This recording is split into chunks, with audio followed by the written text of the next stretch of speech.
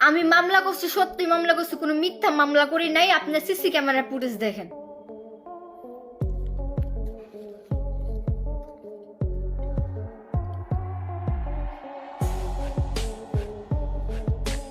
CC camera ফুটেজে দেখছেন একটা ছেলেকে নিয়ে পর্যন্ত আসে আমার বাসায় ঢুকছে এবং সত্য মামলা করছে। আমি কোনো মিথ্যা মামলা করি এই যে তার প্রমাণ, তার মার্কস পর্যন্ত আমার বাসায় আছে।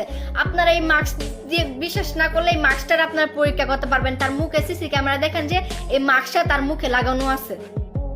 এবার প্রিয়ার বাসায় ইমরানের আসার সেই সিসিটিভি ফুটেজ ফাঁস করে দিয়েছেন প্রিয়া। এভাবেই প্রিয়ার বাসায় প্রতিনিয়তই আসতো ইমরান, তার সাথে অনৈতিক সম্পর্ক গড়ে তুলত। আর এসব কিছুই জানতো না ইমরানের বউ সুমাইয়া। প্রিয়াকে নিষেধ করে দেয় ইমরান। ভিডিও বানানোর কথা বললেও প্রিয়ার সাথে অনৈতিক সম্পর্ক গড়ে তোলে ইমরান। সুমাইয়াকে ডিভোর্স দিয়ে প্রিয়াকে বিয়ে করতে চান ইমরান। ভিডিওর কাজ না থাকলেও ইমরান প্রিয়ার বাসাতে প্রতিনিয়তই আসতো, যার একটি সিসিটিভি ফুটেজ ফাঁস করে দিয়েছেন প্রিয়া। প্রিয়া বলেন, আমার কাছে আরও অনেক ধরনের প্রমাণ আছে, আমি আপনাদের সব কিছুই দেখাবো।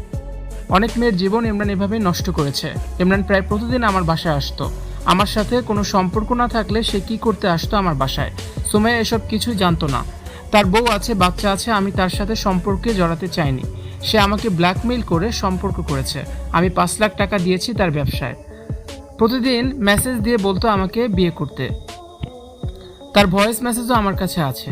কিছুদিন ধরে সুমাইয়া এসব বিষয় জানতে পারে। বউয়ের কাছে ভালো সাজতে আমাকে দোষী বানায় সে, আমার উপর সব দোষ দেয়। আমি তো তাকে বিয়ের প্রস্তাব দেইনি। ইমরান এর আগেও অনেক মেয়ের জীবন নষ্ট করে দিয়েছে, তারা কেউই মুখ খোলেনি। আমি এর শেষ দেখে ছাড়ব। এর আগে ডাকাতি করতে গিয়ে গণধোলাই খেয়েছিল টিকটকার ইমরান।